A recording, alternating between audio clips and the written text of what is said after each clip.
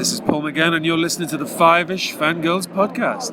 Fiveish Fangirls, I love you, and I'm one of the Fiveish. In fact, I'm the biggest one of the Fiveish. I am the Sixth Doctor Colin Baker, and I wish you all well. Have fun.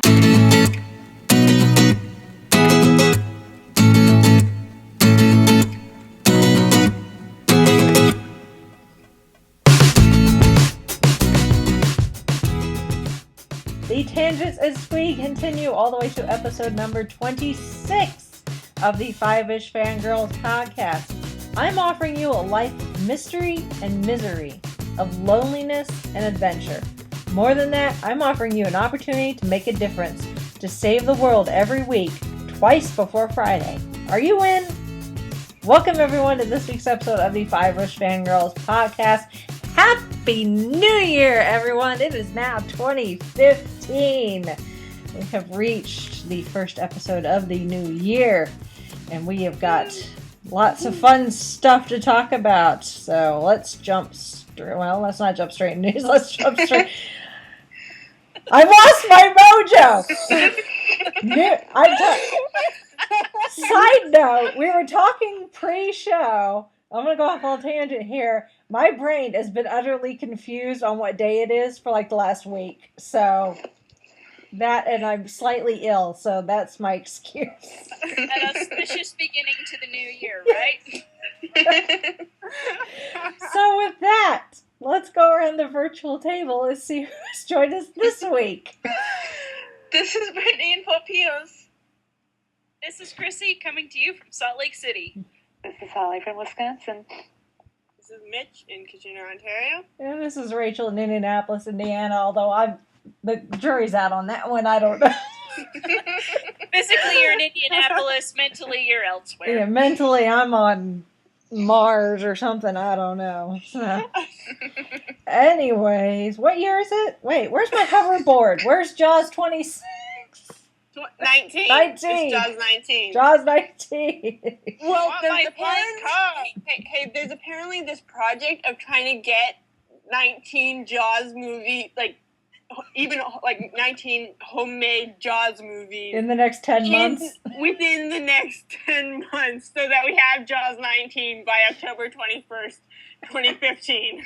Coming soon to a Kickstarter near you. Well, one thing we do have in that movie is the little robotic journalist that's taking pictures of when Biff and his crew get. So, but I mean, it's not a little flying robot that's a journalist. Everybody has their phone. It's the people with the phones. That's The true. phones are the robot journalists. That's true. Yeah, so they're. Speaking of, before we jump into news, do we want to announce the results of the poll for our ribbon design? Oh yes. Oh, And we yeah, actually got more votes than I thought we were going to get. Well, we got 4 votes, and the winner is Rainbow Text. 3 votes to 1. There we go. Rainbow text. Awesome. All right. Thank you to everyone who did vote. I don't know who you were, but thanks. Yeah. Somebody was listening. Or we all voted, one of the two.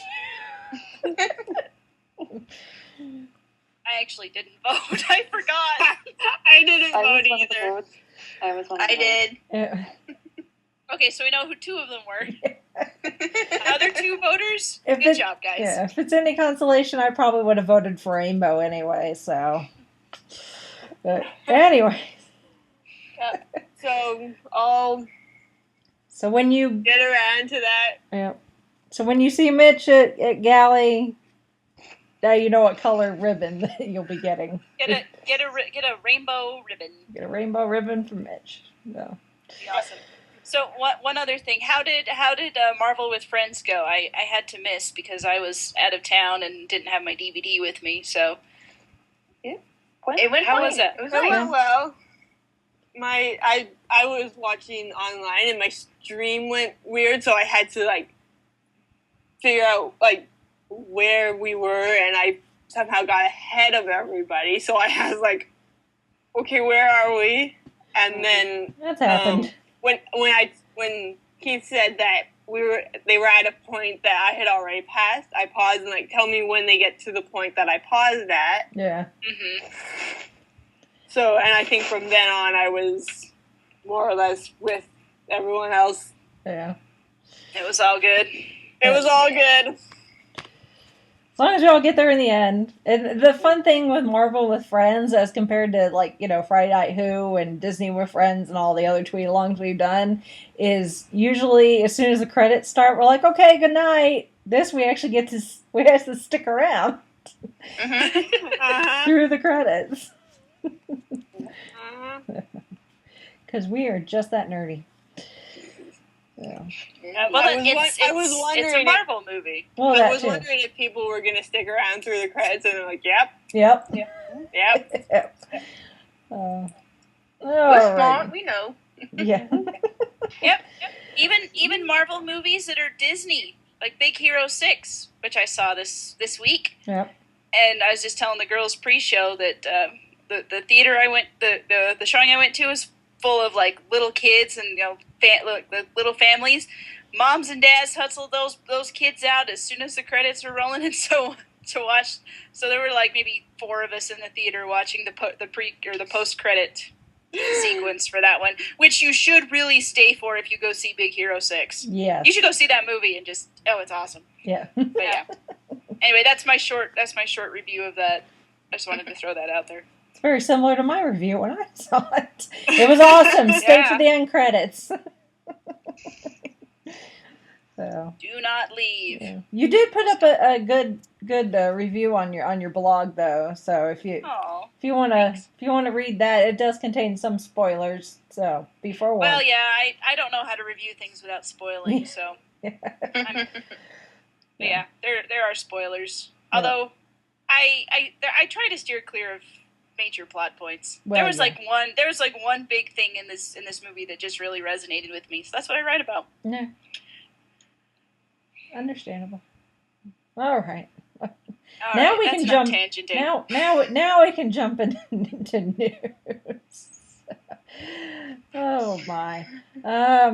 Well, to start off, New Year brings the New Year's, I forget what the actual title is, New Year's something awards that Queen Elizabeth, Her Royal Highness Queen Elizabeth II does at the beginning of every year, where they pass out all the awards and everything, the knighthoods and the OBEs and all that. And John Hurt has now been knighted. Well, he's gotten the award. They tell people that they've been awarded them, and then throughout the year they actually hold ceremonies where they actually get their award. Like when what's his Viking on his Barrowman, John Barrowman. I was gonna say John Barrowman. Yeah, when Barrowman got his OBE, and he knew about it months beforehand, and they were able to play. I guess they plan with the person's schedule and whoever in the royal family is going to be doing the ceremony, the schedule, coordinate the schedules, and then they can go to the palace or whatever and actually have the award ceremony. So he knew about it months beforehand. So I would expect that something similar later down the year, that we'll get the actual knighting ceremony. But John Hurt, who we all know as the War Doctor from Doctor Who, or the guy whose chest explodes courtesy of a little alien in Aliens, or Spaceballs, depending on which movie you watch, or Harry Potter, or Harry Potter, has been honored with a knighthood. Which is very, very cool. And then actually a couple other people with ties to Doctor Who have received OBEs, which is the same award that John Barrowman got, which is a couple of tiers lower than knighthood. It's still very prestigious to be given, but you got to work your way up the ladder to knighthood. But James Corden, who we all know as Craig from The Lodger and Closing Time, and is soon to be taking over the Late Late Show, whatever the title is. Craig Ferguson's post. And then Sheridan Smith, who is Lucy Miller in Big Finish, have both been honored OBEs for their services in the dramatic arts. So very cool for speaking all of Sheridan Smith, I think we're going to start listening to her steps on Big Finish soon with Traveling the Vortex. Mm-hmm. Yes. So. Which I've listened to all that already, just because. So have I. I listened to it just before the 50th anniversary. Well, yeah, because Night of the Doctor, I was like, I've got to listen to Lucy Miller, so I procured all that and was like, and Well, yeah, when he's like, because he said all the names, and I'm like, okay, I gotta listen to this because I was already like way ahead of where we were with Traveling the Vortex. So I'm like, I just went on a tear that week and a half and just listened to everything up to Dark Eyes 2, I think. Yeah, it was Dark Eyes or Dark Eyes. No, or maybe it was just the first. It was the first Dark Eyes because I got Dark Eyes 2 at Galley the following February. Yeah, and over Christmas I finished the Charlotte Pollard everything. So I finished up her stuff with the Sixth Doctor, and then I got the box set and listened to that, and I'm like, this is awesome. I know. It was good stuff. I love the Charlie Pollard. Wasn't the third one sad? It was the third. Yes. Part of the I was like driving. I was driving home for Christmas, and I was like starting to like cry, and I was like, I can't do this while I'm driving. I know. But yeah. Spoilers. But yes, it's spoilers. We cried. Well, it's not like we spoiled why we cried. That is true. That's true. But Just no, that the we whole thing. cried, and yeah, it was very sad. But it was quite good. So highly And recommended. apparently, the second series of that is in production or something. I heard something about there being a second series. Yeah, Right. they are doing a second one. I don't know anything more than that. But there you go.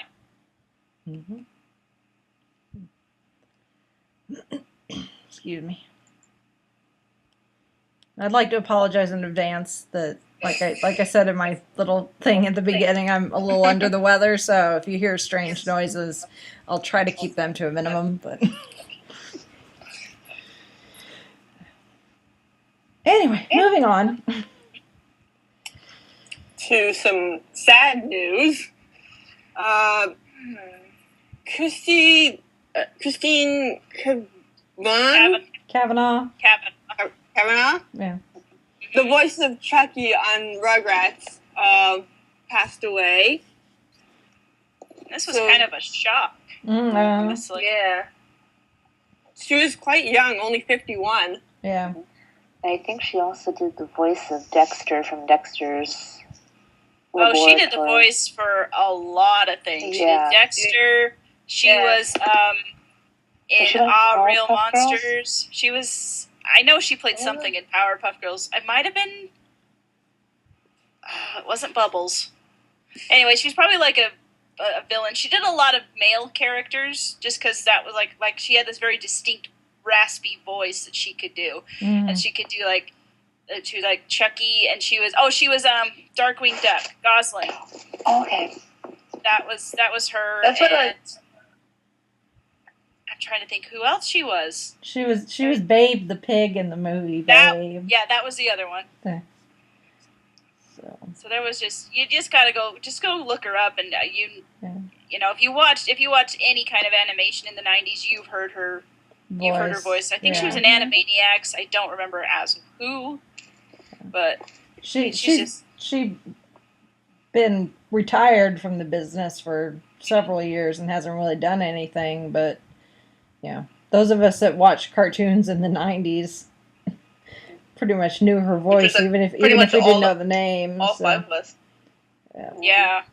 And when they announced her death, they didn't know the cause of death, and I haven't heard anything since, so they still may not know the cause of death. But they haven't. I haven't heard anything, any details.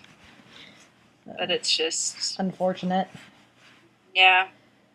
The world is a little less now. Yeah. Indeed.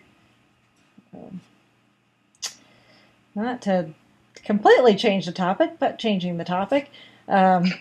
We had I know people complain about teasers for trailers, teaser trailers for trailers, but Marvel took it and kind of flipped it on its ear here for a hot second, and it made a lot of people mad, but personally I think it was hilarious. But Marvel released a teaser trailer for the trailer for Ant-Man, but the first one they released was Ant-Size. So if you watched it on YouTube, it was all black border except for, depending on your screen, maybe an inch by like half-inch size of the screen was the actual footage. So yeah, you can't see anything. And there were so many people that were like, this is, like, why would, so many people didn't get it. And it says in the title on YouTube, ant-sized trailer. They're like, did something go wrong? Yeah. So I laughed. I haven't gotten around to watching it yet, but that is hilarious. Oh, I laughed so hard. I was like, this is brilliant. And since then they have released. Can you hear anything? Oh, yeah. Or is that inside too? I don't know. When I watched it, I didn't have sound on, so I don't know. Sound. I mean, it was. I don't know. I can't remember.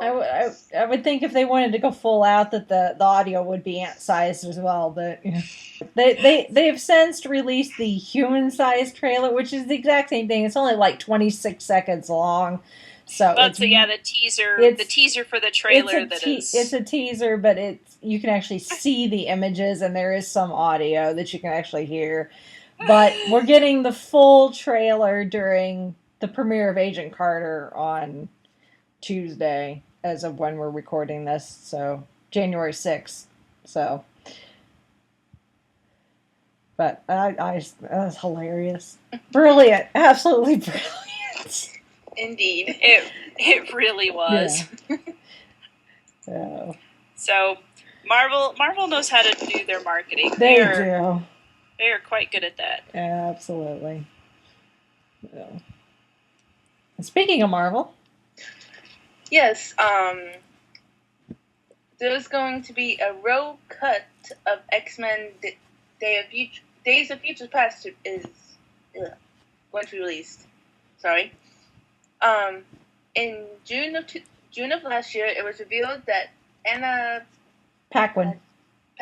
Yeah. Paquin's Rogue originally had a much more prominent storyline in X-Men Days of Future Past. The story was cut mainly for timing reasons, yet Paquin's name still appeared fairly high up on the end credits in the film's theatrical release.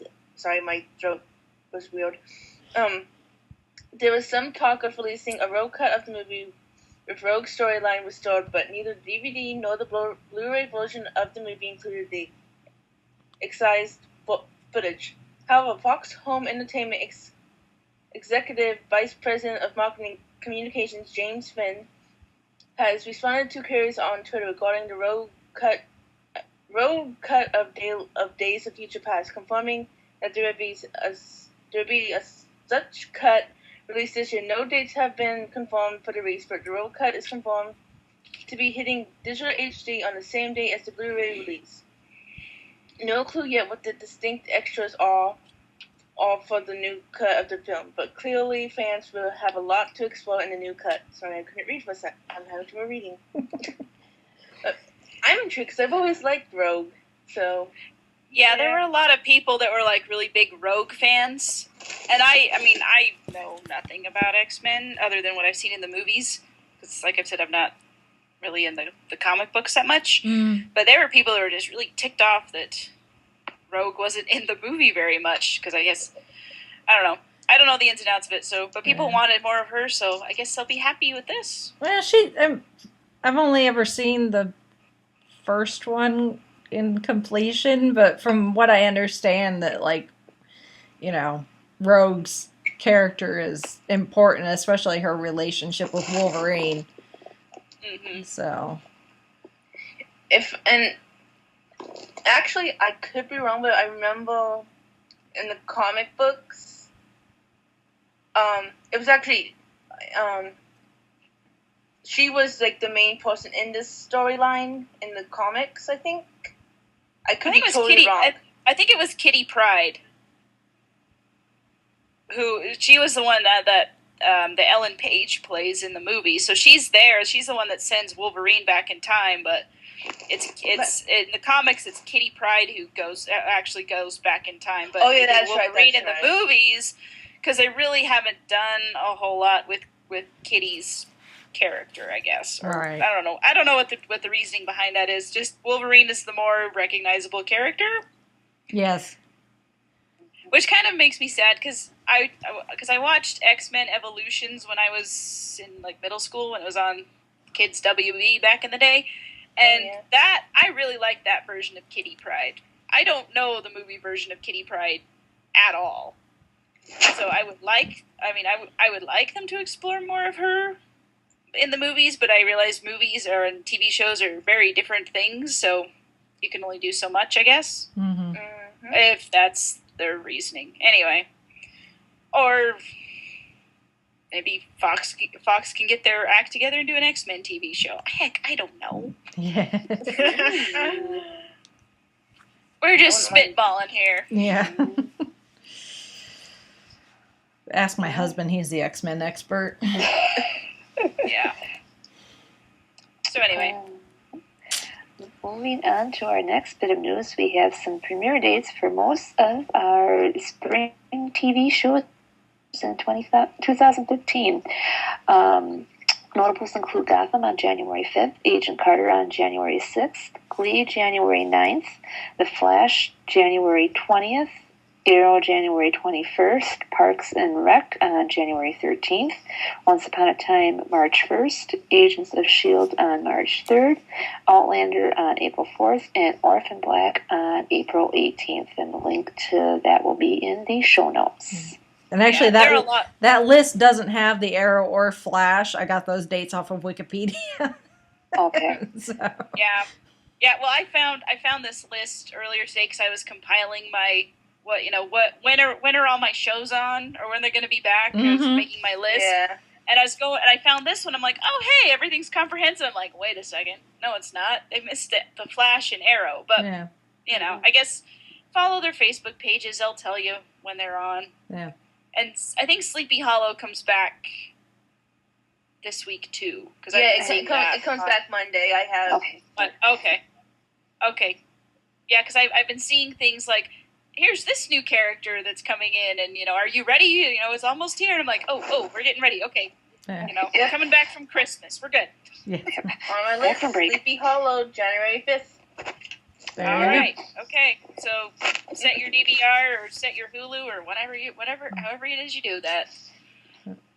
So. And as the guys would like to say, this just in: Doctor Who's not on. Yeah, Doctor Who's still not on. Still not on. Easter Saturday, probably in the fall sometime. Probably. I know they're starting filming soon, sometime in January. It's probably going to be a late August release, like it was. Probably. I'm sure. Yeah. I'm sure that's what they're doing, which I'm fine with. I was good with the way they did it this year. Mm-hmm. Anyway. We'll just watch everything else until then. And there is plenty to watch. I was just finishing up my list. I'm like, holy cow! Yeah. Build up the paper. Anyway, next is our last bit of news. FanX released their master guest list. Now, this isn't. They did it because ticket prices are going up either Sunday or Monday. I'm not sure, but they haven't formally announced all of the guests, but they wanted everybody to know like who was coming. So like they announce a big name later, and people are like, oh, I would have bought tickets when they were cheaper, but now you did it too late, and now I'm hosed. But so this is we'll put a link to the master guest schedule. But yet to be announced still, Glenn Morshower, who was at FanX last year, who has been in several things. He was in X-Men First Class. He was also Agent Pierce in 24 back in the day, and several other things, but that's what I know him from. Jess Harnell is coming, who I believe is the voice of Wacko in Animaniacs, among other things. Mark Pellegrino, I think is something in Supernatural. Mitch, do you recognize that name? He's Lucifer. Oh, okay. All right. He's Lucifer, so Satan himself is coming to Fan X. And then the last one, speaking of Animaniacs, is Rob Paulson, who I was like, oh, that would be one I would go see, because he was Yakko, and I think he was Pinky, and he was several others, but Yakko was always my favorite character in Animaniacs. I'm like, oh, I would go see him. But yeah, those are the guests. They're going to do the official announcements, with their little FanX graphic with their picture and stuff later on. But they just wanted people to know who all was coming. And also Jim Cummings was announced for FanX as well. He's another one I'd be like, yes, I would go see him. He's voice of everything. Winnie the Pooh, Pete, Tasmanian Devil. He was in Aladdin, Bonkers. This is an interesting one. He is the singing voice for what's that character's name? In Anastasia, the bad guy. Rasputin. Yeah, Rasputin. He was the singing voice, where Christopher Lloyd was the speaking voice, and people actually thought that Christopher Lloyd was singing that song. But no, it's Jim Cummings who's singing that. But it's funny, Christopher Lloyd is actually going to be at Fan X, so that's an interesting. Oh, that's. So yeah, so I just saw Jim Cummings announced today, and I actually on their Facebook thing they say, comment here to win a multi-pass for Fan X. I'm like, pick me. Fingers crossed. Yeah. I won once, so... Anyway, You're like, Wacko, Yakko, Winnie the Pooh. Oh, yeah, Rose Tyler's going to be there as well. And Rose Tyler, yeah. Billy Piper, she was announced already, so let's see who... they haven't announced quite as many as they usually do, but this is going to be a smaller con, just because it was a quick turnaround from last Comic-Con. But let's see, Tom Felton's going to be there, Draco Malfoy, Morena Baccarin, she's in Firefly, and a lot of other things. Felicia Day, Christopher Lloyd, Carrie Fisher, Princess Leia, Brandon Routh, who is Superman, and he is playing Ray Palmer in Arrow. And that's about it. Yeah, there's not quite as many guests, but that's who they're going to announce. So we'll put a link to that if you want to check it out. And anyone who's going to Fan X, if I can't make it, send in a report, please. We want to hear all about it. Yeah. Or if you're in downtown Salt Lake and stocking hotel rooms, like I may or may not do. We'll see how my life shakes out between now and then. Mm-hmm. Share your experiences with us, please. We love to live vicariously through all of our listeners. Mm-hmm. Indeed. Yeah.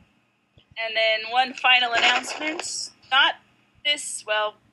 Today is Saturday. Yeah. I was like, not this Saturday. Oh gosh. Not this second as we're recording. Not as we're recording right now. But next Saturday, January 10th, Marvel with Friends continues. We are going to be watching The Incredible Hulk. Mm-hmm. And do we have a time for when this is beginning? 10 p.m. Eastern Standard Time. So. Okay, 10 p.m. Eastern Time. So find out what that translates to in your time zone, and join us on Twitter, #MarvelWithFriends, as we count down to Age of Ultron. With the Marvel with Friends, we set a time, and like always that time. Okay. Because I'm looking at the schedule now, and at the bottom it says, join us starting at 10 p.m. Eastern, 9 p.m. Central. That was a group decision-ish. Majority I was out rules of town for a lot of this planning, and I was just sort of in pocket. Yeah. We posted the schedule on our blog, so check that. Yes. Yep. Yeah. And we'll do a reminder night of, like a half an hour beforehand, 15 minutes beforehand. Yeah. So. It all works out. Yep. So. And you can usually, figure out where we are in the movie if you come in late based on our tweets, or you can always tweet one of us directly and say, "Hey, where are you in the movie?" and you can try and jump in. So. Yeah. Yep. We're pretty good about that. Yep. Well, like when I got behind and then ahead with Iron Man. Yeah. And I was like, I don't know where everyone is, ask someone. Yep. I tweet out, We're where nice. are you? Yep. We're nice. We don't bite. And someone will tell you what the current scene is, and then you can roughly match where you think they are based on what scene they're talking about. Yep. Yep. So come join us. Incredible Hulk. Not my favorite, but it's part of the MCU, so. It's the only one I don't own, which I'm trying to get a hold on it for the library right now, and I don't know. I might not be joining on this one again. It's the only one that I haven't fully seen. Yeah. I've seen it once, and I was like, that's not good enough for me. Yeah. But anyway, we're watching it, so we'll have fun with it. Yep. Those of us who will be able to procure it in time. Yeah. Anyway. Yeah. So, alrighty then. Moving on to, once again, we're going to play, let's talk about something Rachel knows nothing about. But the rest of us do. So we're going to tell Rachel about it, and then she's going to run out and watch it, and she's going to love it. Yeah. Yes. It's probably going to go on my list of things I now need to watch. Yes. Although I got to tell you, there's only 5 episodes of it out.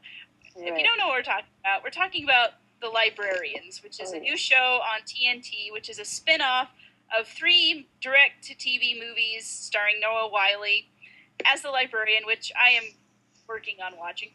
And it's the premise is that there is this great big library with a capital L that holds all magic and mythology that you've ever heard is true, and there are artifacts out there that need to be collected and protected in a safe place, and the library is where that happens, and the librarian is the one who takes care of all these things. And so the library chooses someone to take care of this, when the previous librarian dies, basically. And so that white envelope. Yeah, it's sent a white envelope, and you're invited to interview with the Metropolitan Public Library. So with the show, we're not going to be talking about the movies much because not all of us have seen them. No. But you don't need to have seen the movies to enjoy the show, which exactly. I was very pleased to hear because I could not find the first movie to save my life because it's apparently the library that I work for can't procure it, which sounds really ironic. Yeah. For some reason it's gone out of print.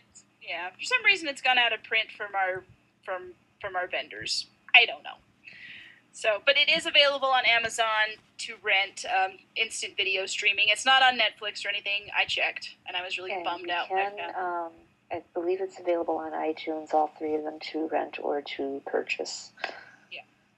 So there are ways to get this, but so with the show The Librarians, I guess this takes place some years after Noah Wile's character Flynn Carson, who he's kind of anyway, he's sort of an American version of the 10th Doctor, is what people have said, and you know what? You look at him from a certain way, I can kind of see that. Yeah. Probably maybe a blend of 10 and 11. Yeah. It's kind of, yeah.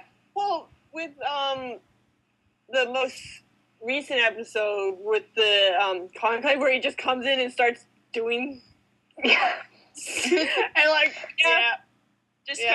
he kind of comes in like a whirlwind and doesn't even say hello to anybody. Just like, hey, like a whirlwind, take charge. We gotta do this and this and this, and And Eve has to say, "How about you say hello first?" And Jason whatever is just the line standing is. there like, He's like, how about a hello, nice to see you? I think it was. Yeah, that's what it was. That was the line. So anyway, the first episode starts out with Flynn he's the librarian and he's doing his thing just like, a mile a minute. And also, well, actually it opens with Colonel Eve Baird, played by Rebecca Romaine, who you may know from the earlier X-Men movie. She was Mystique. But this time she is a normal human. She's not blue. And she is with counterterrorism with NATO. And she's on a mission somewhere, I can't remember, or Berlin, I think. Berlin. Yeah. Mm-hmm. Yeah. And she runs into her and her task force cross paths with Flynn, who is, running off to defuse some bomb or something. And she's like, what a weirdo. And then later she gets a white envelope that invites her to interview at the Metropolitan Public Library. Turns out she's not a candidate as a librarian. She is a guardian, which... are those in the movies? I don't believe so. Okay, so this is a new thing for the show then. Well, no, because in the first movie, that's right. She was the guardian. She was the bronze to the librarian's brains. That's how. That's right. Yeah. Yeah, Okay. You're right. They just didn't call her a guardian. I don't remember. I should know because I just watched the movies right before the show came on. I can't remember if they called her the guardian or not. I don't know. Anyway, you bring it up. I'm working through them, so I'll find out, I guess. So, but Flynn has been doing this for some odd years, and he's an expert. He's like, I don't need a guardian. What are you talking about? And the library is like, there's, I can't remember their names now. Not Jenkins, Bob Newhart and Judson, and then Charlene Jane Curtin. Okay. So Judson and Charlene. Charlene's kind of she's the tight-fisted admin, Yes. which I working in a library, I had to laugh at that one. Not that I'm saying that anybody in our admin department is tight-fisted, but they kind of have to be with budgets and such. But she's really funny. I mean, coming from working in a library and dealing with that kind of stuff. I just laughed. All my librarian buddies have been watching this show, and they started it way before I did.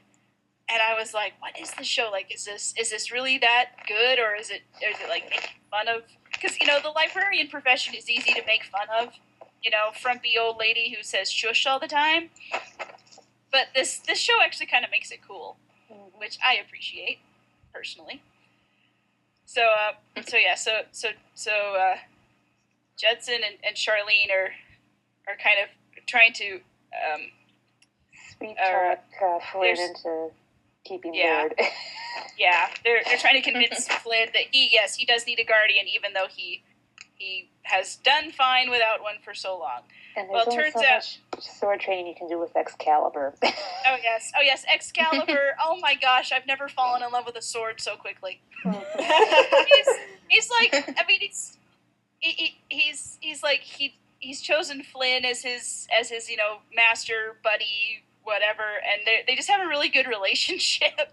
And the sword, like, it's not like the sword really talks or anything, but he does have his own little personality, and it's just like, oh, you precious thing. And so, but the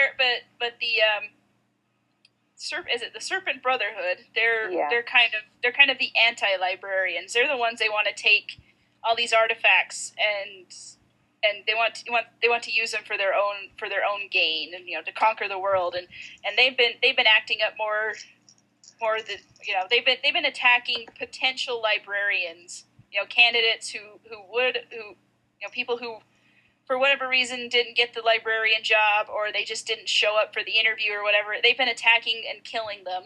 So Flynn and Baird have to go out and find all of these. Well, the ones that were killed were the ones who had shown up. The ones who survived were the ones who hadn't.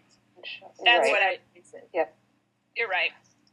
So they're down to 3. So they're like, they have to find them and protect them because, that would be terrible if all these people died for good reason other than Serpent Brotherhood or jerks.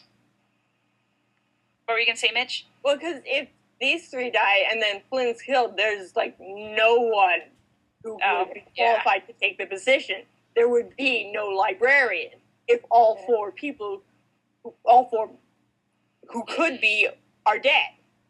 Right. So they're going after. So they're trying to figure out who these people are that they could, bring back to the safety of the library. And oh my gosh, it's so funny. So the first one is Cassandra. Was it? Yeah, she was the first one. Yes, Cassandra was the first one. Yeah. Mm-hmm. Yeah, and she is working as a janitor in a hospital, but she is like super math whiz everything. She sees math formulas in everything, and she can do complicated equations in her head, and she just goes, and I can't remember what they call it, but she just kind of or something like that. Synesthesia. It's where your senses. It's where your senses get mixed up. Mm-hmm. Yeah. And so like when they find her, she's calculating some angles on something or other, and I mean they're going in there into the hospital expecting to find one of the doctors or somebody with all these medical degrees, and no, she's just a lowly custodian, and the reason that she's not a doctor or anything like that is I can't remember. I know there was a reason. There's some sort of, she has like a tumor or something in her brain that ties into all her senses being combined with that, about the size of a grape. Yeah, and it makes her lose control over it, so that's kind of why she's, kind of leads a meek and unassuming life, sort of a thing, until Flynn and Baird come and find her. So I mean, and you kind of go through this, and you're like, and the first time we see her, she saves a woman's life because she correctly diagnoses correctly identifies what's wrong with her and why. Yeah. So that's Cassandra, and she's like super sweet, kind of a little shy, but really really sweet and cute, and you love her. Like all of these people, all the librarians in training, you just adore them. Yes. And my favorite is the next one. The Flynn and Baird split up, and Flynn tells Baird to find ninjas in Oklahoma. Yes.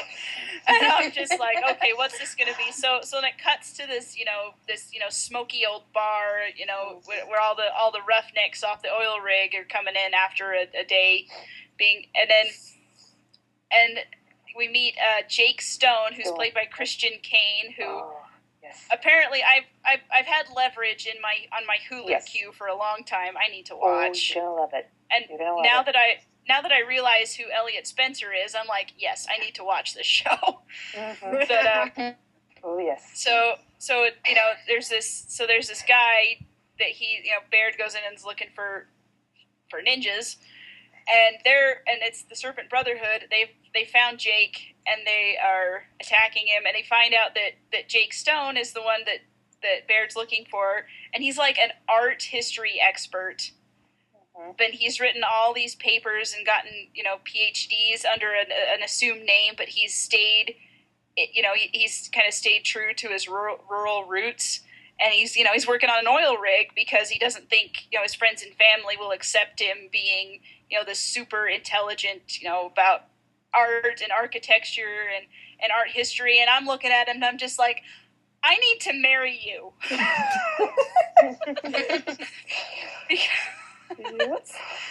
Because I'm just like, because that's sort of my own background, because I'm from the farm, grew up on a farm, kind of the rural ranch girl, but at the same time I'm like, I've got a master's degree in library science, and sometimes I'm kind of like, okay, I can find one. I can find somebody who will mesh with one, but not the other. How is this going to work?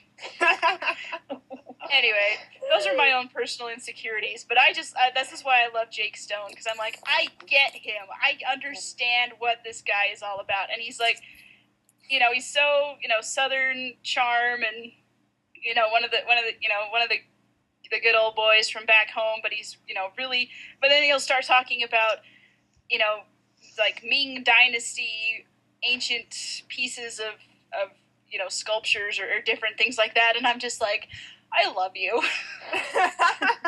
I just sit there and just grin. I said Maniac in the making. I have to tangent here for just 1 second. So when I was home for Christmas, I don't know what my dad was watching, but it was on TNT, or he had TiVo'd it. And I was in the room, and he, like, rewound it to where a promo for the Librarians was up, and he's like, have you watched this show? And I'm like, yeah, Dad, this is, like, my new favorite thing. He's like, and he was telling me, like he's seen Christian Kane and other things, and I can't remember. Like, he was in Secondhand Lions. Okay. That movie. It was like, he played the younger of the two brothers in flashbacks. He was an angel as Lindsay McDonald, evil lawyer. Then he was in a TV movie with Tom Selleck called Crossfire Trail, based off of Louise L'Amour. That I think was the one, because my dad was saying it was some Western-ish thing, and my dad's a big Tom Selleck fan. Well, both my parents are really Tom Selleck. He's like, yeah, he was in that movie, and he was really good. So I'm kind of like, all right then. Then he went on to Leverage. Okay, so yeah, it was kind of funny that my dad was like, have you watched this show? And I'm like, yeah, how do you know about it? and he specifically pointed out Christian Kane. He's like, yeah, he's a really good actor. I really like him. So it was like kind of funny. Yep. And then he was also in the movie Summer Catch, real briefly, and then he was in another movie called Her Minor Thing with Michael Weatherly from NCIS. Okay. So, all right. So now that I've been sufficiently informed, I need to watch Leverage. I need to get on that. Yes, you are going to love it. I need to get on that train. Yep. And some of the creators and writers of this series of the Librarians had the hand in Leverage. So that's what I've read. Yes. That's what I've read that elsewhere. So, okay, it has been highly recommended. So I'm gonna tackle that as soon as probably summertime. Sounds good. You know where I will be. I do. I will know exactly where you will be. But anyway, so yeah, I'm in love with Jake Stone completely and utterly. And then the final piece of this puzzle, of this little team, is Ezekiel Jones, and he is like a master thief, and he goes for high end everything. And he is like the sweetest little cutie ever. Yes. I adore him, even though he's kind of like, he kind of plays it off like, I don't need anybody. I'm this, little tough guy. I know exactly what I need. So, but he's got that soft gooey center that you love him. He's a teddy bear. Yep. It's like you can show it. Your cred's not going to get damaged if you do. Exactly. And the way he was portrayed in the pilot, there felt like there wasn't a whole lot to him. But in episodes since then, you kind of peel back a lot of his layers, and you see more and more, and you just, because at first I was kind of like, okay, yeah, you're just sort of, you're here. I don't know what you're gonna do, but the way he helps Sandra with her breakdowns. Yeah. Him and Jake both. Yeah. They've really got that protective sense around her, especially since she has her, because she really has these those meltdowns when her power just kind of goes haywire, and Bear doesn't often know how to handle it, although she's getting better at it. So So it's just really cool how the team kind of looks out for each other, and they really work well together. Yes. And it the first couple episodes, it takes them a while just to kind of figure each other out and figure out where their characters have gone. I think since the Christmas episode is kind of where it started really to click. Yeah. Yeah. Which that episode was helped by the fact that Bruce Campbell plays Santa. Yes. And him and Jake get into that bar fight. Oh, that was the funniest thing, because he's like, oh yeah, every Christmas I get into a bar fight, and I'm just like, who are you? and he got what he wanted for Christmas because Santa was started into a bar. He started the bar fight. Yep. Odin wants more beer. So apparently Santa is Santa's basically an amalgamation of jolly old St. Nicholas, Odin. There was one other one. Some kind of a trickster, almost like Loki, but not quite. Yeah, it's not quite Loki, but it's close. And so he's like, it's like this person who collects all the goodwill during the year and then releases it on Christmas, and that's what the magic of Christmas is all about, or something like that. Mm-hmm. But the Serpent Brotherhood's after him because it's Santa, and they want that for themselves. Mm-hmm. Yeah. So any kind of power that they can possess. So anyway, I guess going back to the premiere, so what happens is the Serpent Brotherhood actually infiltrates the library because they get to Cassandra and tell her that they can heal her tumor, and so she kind of says, okay, I'll let you in, and they attack the library, and the library goes into like Judson and Charlene put it in this safety mode or something. They have a name. Yeah, they have a name for it, and I can't remember what it is. But it folds in on itself, and it disconnects itself from our dimension. So it's floating out in space or something somewhere. So it's gone, pretty much. So all the knowledge, all the art, the time vortex. It's like the time vortex. Yeah, that's basically what it is. But there's still this little piece that's called the Annex that they can get to, which will be able to access the knowledge of the library. They just can't get into the library. It's kind of like in a lot of universities where they have, I know at Utah State University, which is where I went, it's called the Barn. And basically it's like this storage facility with all of the not all of them, but a lot of the like journals and books and things. So you punch in a number of a call number, I want this book, and it's an automated system, will go and retrieve it for you and bring it back. So that's kind of what I associate it with, or that's kind of my metaphor for it. It's like a magic barn, which the barn had an acronym. I don't remember what it was, but that's not important. So they can't get into the library, but they can access the library's knowledge, and there's a clip book that will get news of any suspicious activity that they need to know about, that they can go check it out. And then it also comes with John Larroquette as Jenkins. Yes. And I love Jenkins! Because he's like this, he's kind of, at first he's sort of this grumpy, leave me alone, you stupid kids, what are you doing here, get off my lawn kind of guy. But he's what's left. Don't touch my stuff. But he is what's left of the library, basically. And Flynn has to go try and find the library again. That's his mission. That has to be his mission. But he can't leave, all this other chaos going on. So he leaves Baird and the librarians in training to take care of the day-to-day chaos and problems and stuff. I mean, Flynn's going to come back and check in and make sure everything's okay from time to time. But basically, it's dead. And yeah, that it's not. They're not dead.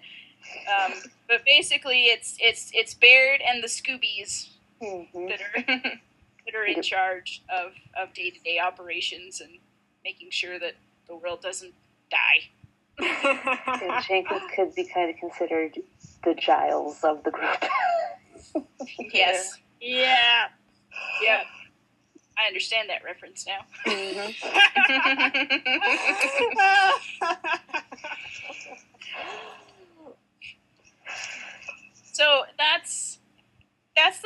Librarians. That's just sort of the premise. In this analogy, these Scoobies are more eager to actually do the research. Right. Yes. Like you see them. Yeah, because Eve doesn't want them anywhere near the clip book. Yeah, but they're just like, oh, let's go do it. And like one of my favorite things from this last episode, I loved it. Oh, it's Apple called of Discord. the Apple of Discord. And what happens is Ezekiel and Jenkins end up getting left behind because there's like this conclave of the dragons that gets called and some of the other stuff. So it's like all these supernatural beings. It's not just dragons. Well, yeah. Well, the dragons started it. Yeah, the dragons. Well, the dragon was the first to arrive. Yeah, he was the first to arrive. Technically, I think the Serpent Brotherhood started it. At least that's what I got from the end. Okay, yeah. See, I need to go back and rewatch everything when I ever have to. But my favorite part of this is and Flynn comes back for this episode. And so Flynn, Baird, Cassandra, and Jake go to find the pearl that the dragon's after. Well, the pearl holds the Apple of Discord, which is in mythology is the golden apple that's basically started the Trojan War. If you ever read the Iliad, and because it was like, you know, anyway, that's not important. So the pearl actually has the Apple of Discord inside, and anyone who's touching the apple will become their worst self. So I'm just kind of like, shattered sight all over again. Okay, once upon a time. Here we go. But what's funny is like, so they each kind of end up holding it in turn. Jake is the first one to hold it, and he ends up going upstairs into the museum, and he's like trying to rearrange the art pieces. He's rearranging the art pieces because the curators of the museum have no appreciation for good art for how it's supposed to be. I squeezed at that line. And I'm like, it's so funny because they all hold the apple, and the worst, I guess, is Cassandra because she decides that she wants to blow up Europe. And then her takedown of Lamia. Oh my gosh. Oh my god. Yes. Oh yes. Oh yes. Oh wow. Boom, boom, boom. If anyone needed to be taken down a peg or two, it was her. Definitely. Oh, and by the way, they're wandering around the Vatican. So like this one guy walks by, and, you know, full regalia, and Flynn's like, "Was that the Pope?" Something like that. Like that was the Pope. Oh my. This is the kind of show. When in Rome. I mean, it does not take itself seriously. It is not meant to be taken seriously, but there are such good stories, and they make such good use of the mythology. They don't realize that they're on top of the Vatican at the time. They're on this really top level, like, we should be able to see the Vatican. It's like, unless we're on the Vatican. Yeah, because they were like, well, they know they're in Rome. And it's at this point that the Pope walks by. Yeah, they're like... And it was just, it's so funny. Like, the humor is just spot on everywhere.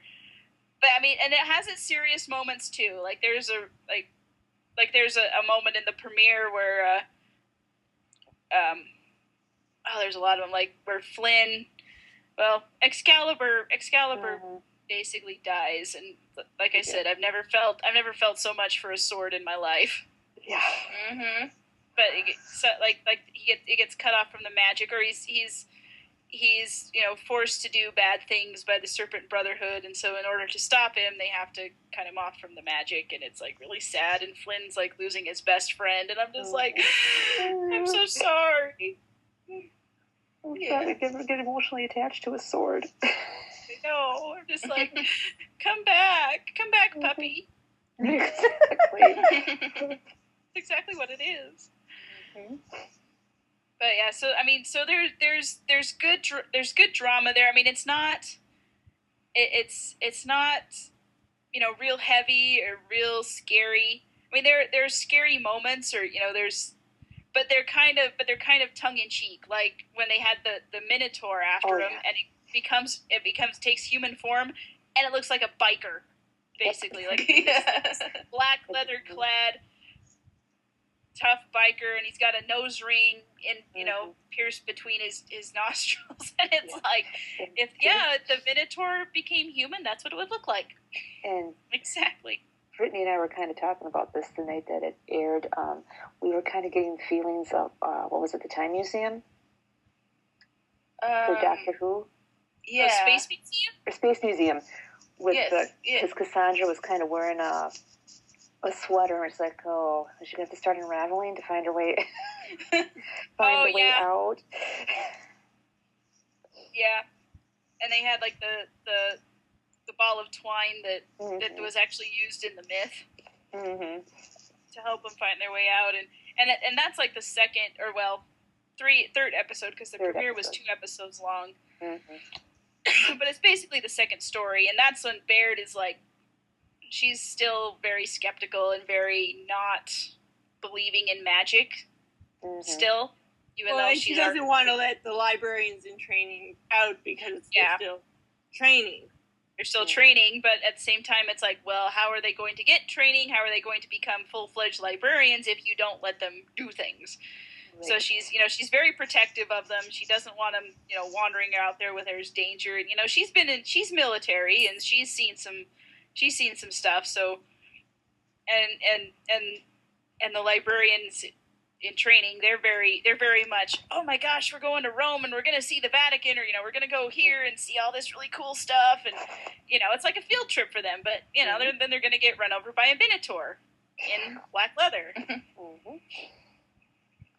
But so yeah, there's a really good blend of the different characters. The dynamics are really, really well done, and I think now, like, they're 5 episodes in. They've really kind of hit their stride, especially with this last episode that they just had. And it's just, so it kind of, it usually takes a few episodes for a new show to really figure out what it's doing. But once it gets, I think this is one that, like, once it gets going, and it's gonna be really, it's just fun. I mean, it's probably never gonna win any awards, but that's okay, because it's got a lot of heart to it. That's sort of my take on it. I'm intrigued. And I ship Jake and Cassandra like nobody's business. Oh yeah, they are adorable. They are so cute.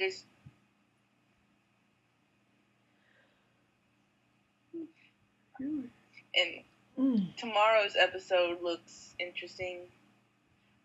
Oh yeah, they had the preview for it, and it's fairy tales come to life.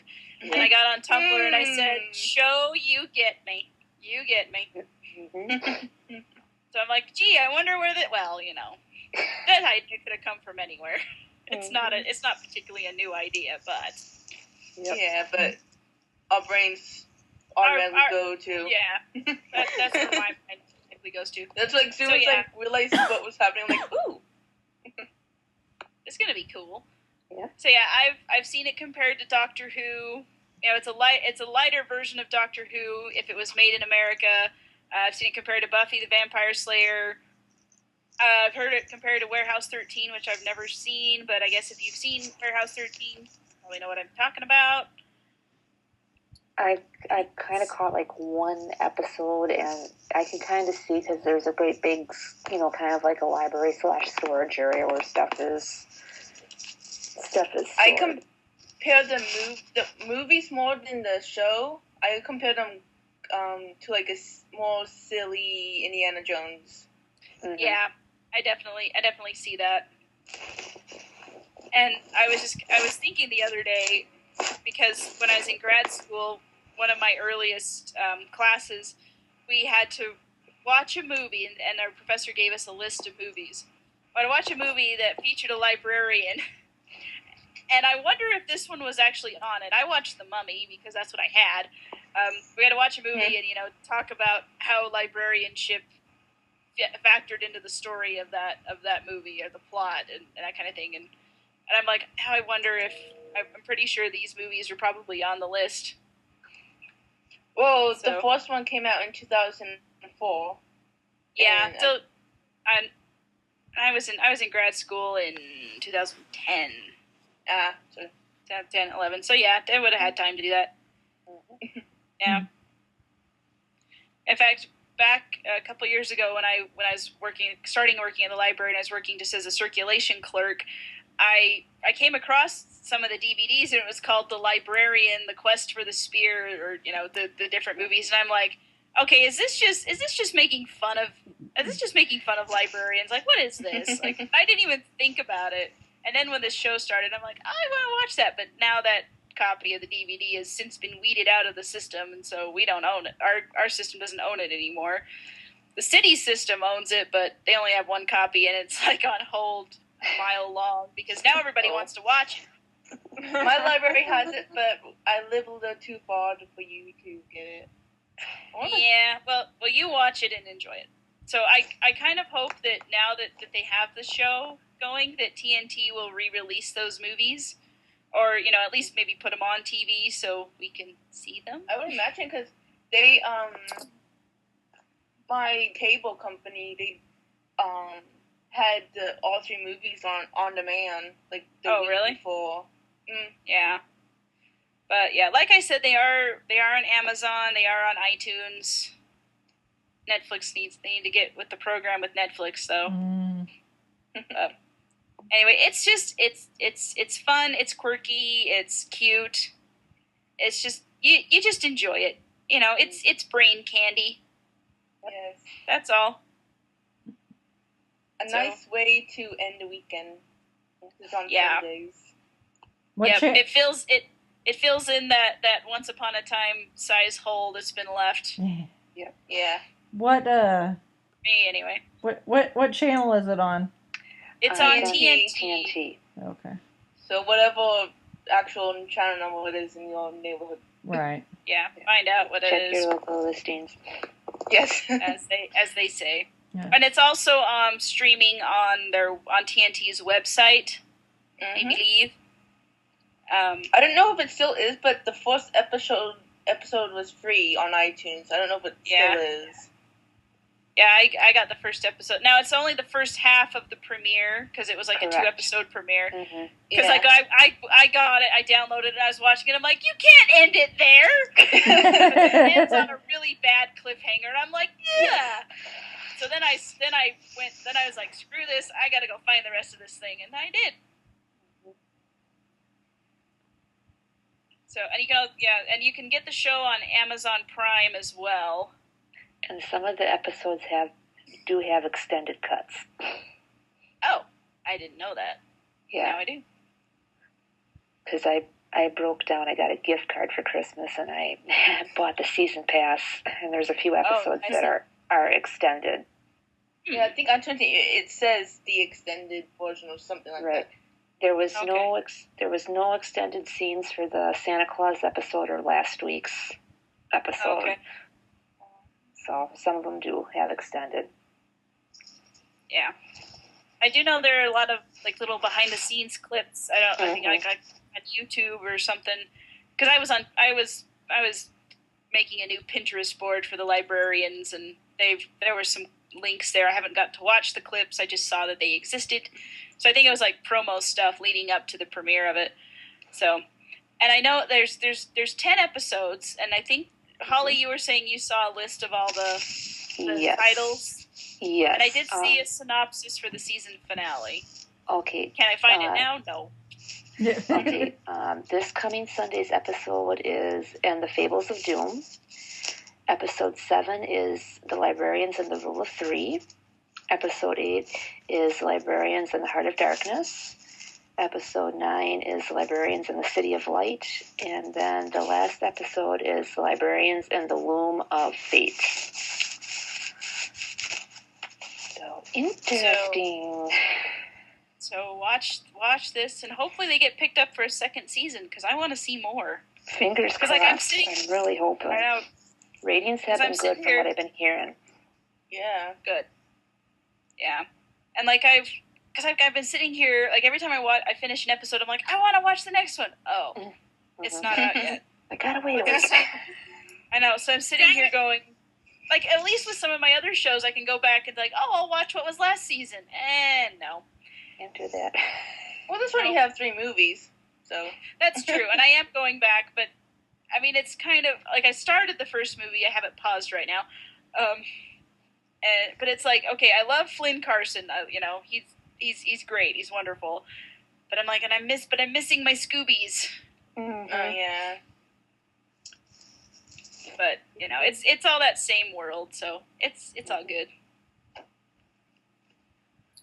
So that is The Librarians. So if that sounds like it's your cup of tea, do check it out. Yes. It's worth the time. Yes. So is there only going to be 10 episodes in the season? Because that's all that's up on Wikipedia. Yeah, that's all I've seen for so. Yeah. Because with Leverage, they only did their seasons were only like 12 or 13 episodes long. Okay. But to be honest, we watch a lot of BBC shows, and they're only like 13 episodes usually. Mm-hmm. So that's true. Or Sherlock, where it's only 3 or 4. 3, yeah.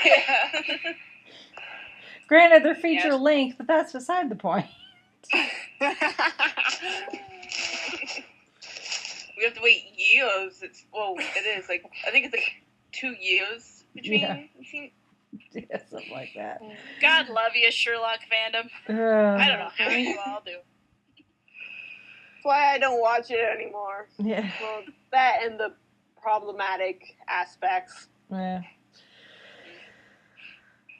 That's why we have other stuff. That's why we watch Doctor Who. Oh wait, that's not on either.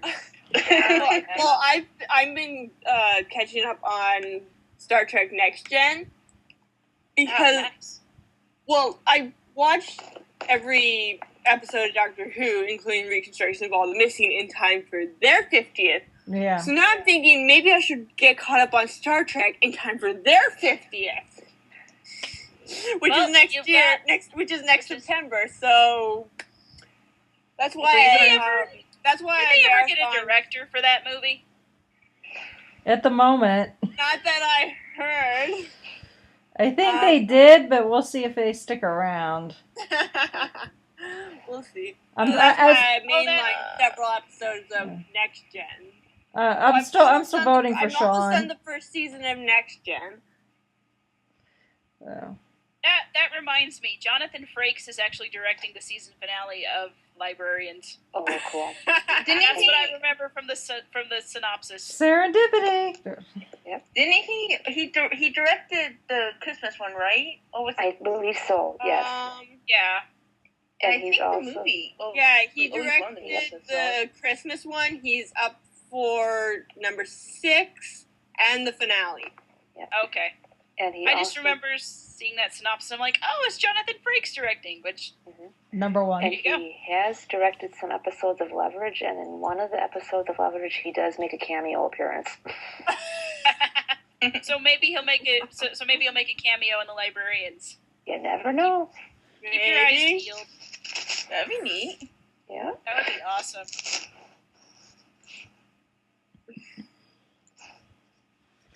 So anyway. Funny. Oh, he directed the second movie, The Librarian Return to King Solomon's Mines. Yeah? Okay. And That's the one I borrowed from the library. I can't watch it till I finish the first one. And the third one, Curse of the Judas Chalice. Alright. Cool. So, anyone else got anything they want to say about it? if you got the time and it's something that you think you're interested in, give it a shot. I don't think you'd be disappointed. Nope. Yeah. So here's the big question for us. Rachel, what do you think? I don't know how soon I'll get to it, but it is now on my list of things to watch. Yay! When I find the time. Right now, so. There's a big old asterisk on that. But number 6 is tomorrow, so well, tomorrow as we record. Yeah. Yeah. That's the funny thing about talking about this right now is we're recording it on Saturday. The episode will go out tomorrow. Our show may go out tomorrow, might go out Monday.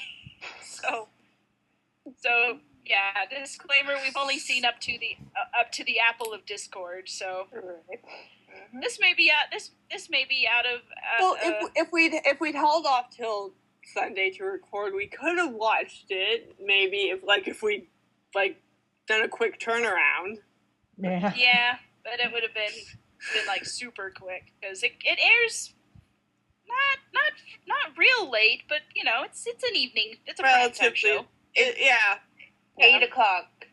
It was. Yeah. So yeah, it's the same time as Once Upon a Time, basically, just on a different network. I'm kind of glad that it's not competing with Once Upon a Time's time slot though, because Once Upon a Time doesn't come back till March. Yeah. It was on for the first 2 episodes of Librarians. Was competing with Once Upon a Time. Yeah, was it? I thought the first hour competed with Once Upon a Time. Oh, okay. Yeah. Because I watched. Well, I guess I didn't get that because I missed out the first week and watched it when it reran on the Friday. Okay. On Space. Okay. Oh, okay. So. Yeah. See, I like that Canada has one channel to find all. One channel for all the sci-fi and fantasy for all the sci-fi fantasy that we have 6, 7, 10 channels that we have to go searching. I know. I see Doctor Who and Librarians and this, that, and the other thing on Space, and you're like, okay, this one's on this channel and this one's on this channel. It's on Space. It's. I like the idea of one-stop shopping. Yes. It is very nice.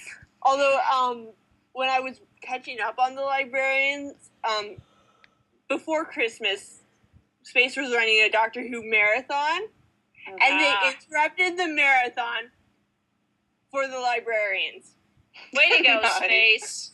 Way to go. Because I watched the Christmas episode, and at the very beginning of the recording was the credits for a David Tennant episode. It was from 2006. So, I don't know which episode it was, but it was something series 2. Wow, that was quite a mood whiplash. Yeah. Anyway, this is why I watch things on the internet. Yeah. I can figure that out. Anyway, so if we're all librarianed out, I think we're good. Yeah. Yep. So. You've piqued my interest. You at least have done that. So. Well, that's good. That was our goal. Props to you for that. That's the plan. Yeah. Yep. That was the plan. So. Hopefully you piqued a few other people's interests as well. Yeah. Yep. And if we have piqued your interest enough for you to send in feedback, you can find all of our contact information at the Fiveish Fangirls podcast.blogspot.com. There you will find links to our Facebook, Twitter, Tumblr, and YouTube, where you will find this fine podcast being aired or posted, whatever we're calling it. You can also find show notes and indeed contact information if you want to send in feedback, which we will read out on the podcast. Talk about anything we've talked about in the past, whether it's the Librarians or anything else that we might have discussed, or if you have any questions or whatever you want to talk to us about, we are open to whatever. Mm-hmm. And also, I haven't listened to Traveling the Vortex. I've listened to the first half of the podcast so far, but apparently they said what the book club was doing that was different than what I said what we were doing, but we're still doing free choice for January. I made the post on Goodreads before I knew what the boys suggested. I still haven't heard it. I only know that it happened because my illustrious co-hosts have informed me. So I guess we know 3 people who haven't been listening to the podcast. It was free choice, and they made their choice. Okay. I'm not being mad. I'm not getting upset. I'm just. They chose what they chose, and other people can choose differently. Okay. When you put it that way, I'm okay. I'm okay with it. I'm not gonna be mad. I'm not mad. I'm okay. That's fine. Are you sure? I'm good. I really am. I'm good. Okay. I promise. So Doctor Who book club, Goodreads, the Traveling the Vortex book club, free choice, any Doctor Who novel. Leave a comment or a review or whatever you want to call it in the comments, and we'll discuss it. And I also added on this in the post, but I'll say it here. The things that people suggest, I will actually probably take some of them, and make a new master list of books to be reading for the forthcoming years. So choose you can suggest more than one as well. If you've read more than one in recent days, or you're reading one, whatever. As long as it's a Doctor Who novel, suggest it. Whether it's in print, out of print, we'll find ways around things. That's what I do. I'm a librarian. Yeah. we find the unfindable. Yep. I actually had to find some really old. I had to find it on Interlibrary Loan, but some book that'd been out of print forever and ever, and I had to go on a grand excursion for that. It was kind of fun today. This is what I do for my job. So anyway, well, the one I'm reading is very much in print. I've been reading Engines of War. I love that one. Oh, it was good. I read it about a month or so ago, and I was like, this is awesome. So when they put Cinder in Doctor Who Legacy, I'm like, aha! I like her. Yes. Mm-hmm.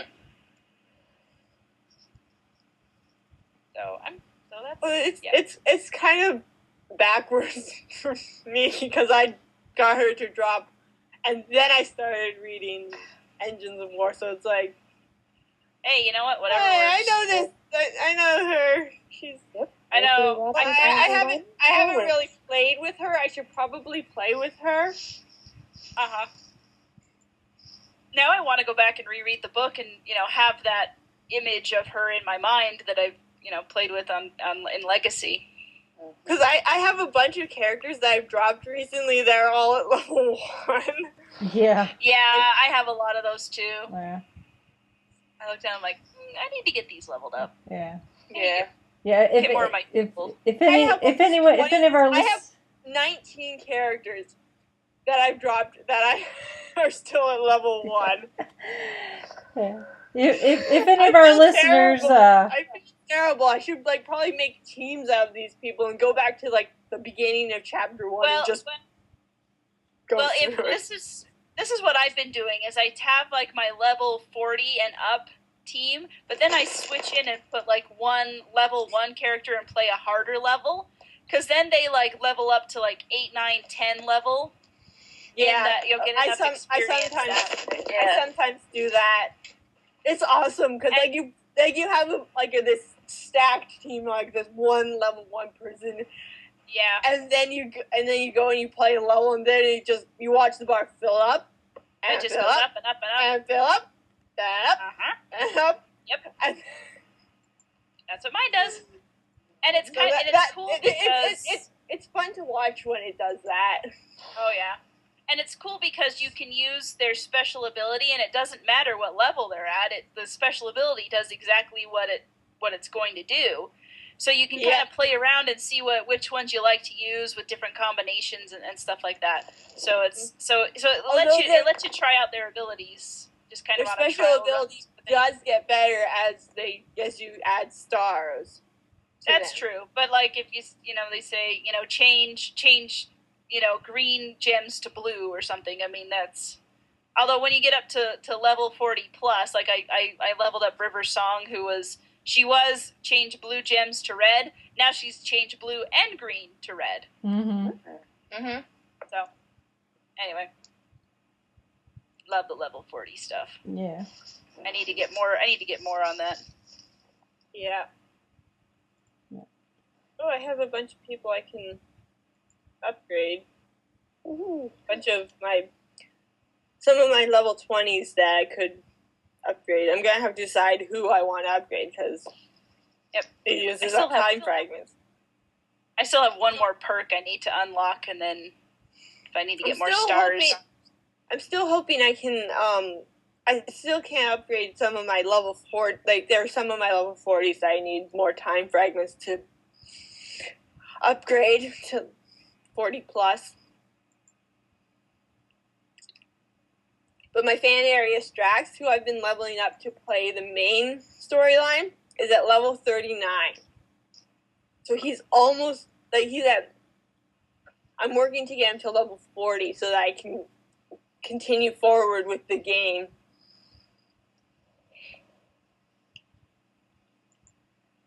Awesome. Anyway, enough of our Doctor Who Legacy tangent. Yeah, it doesn't take much to get us on Doctor Who Legacy, does it? Yeah. No. We were talking about book club. We were. Oops. I'm sorry. No, Oh. it was my fault because you were bringing up the Engines of War, and I was like, I love that. And when they put Cinder in Doctor Who Legacy, so it was my fault because you were talking about books. But then I took that and ran with it, so it's also my fault. Well, we did learn from the best when it comes to tangents. We did. Although none of us So have. here's my question. start- Here's my question. no I just had gutters. this thought. So does this make us the podcasters in training to our brother podcasters? Yeah. So are we like Thinking so. Scoobies to their Flynn Carson? Yeah. We're the Scoobies. Sure. I like it. I just had that just to bring it all full circle all the way around. Yeah. Yep. So anyway, book club. Marvel with Friends next Saturday. Come on Twitter, find us. Mm-hmm. Incredible Hulk. And I don't know what else to talk about other than Look for the hashtags The Incredible Hulk and Marvel with Friends. yes. Yep.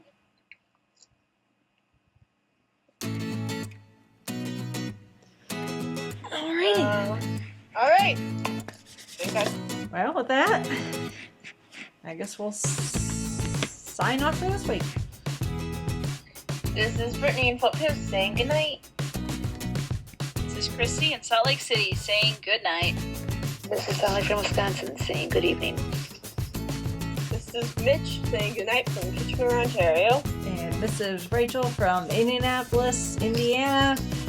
Good night, everyone. I need to go pick up my self-tying shoes from the mall.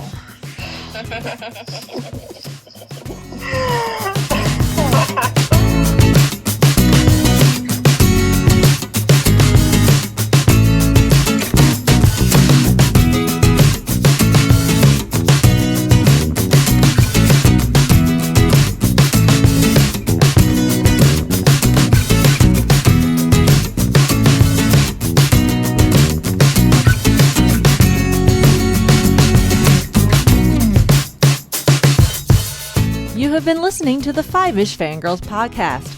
Any and all movies, books, games, and other forms of media mentioned are owned and operated by the respective copyright holders. No copyright infringement is intended or implied.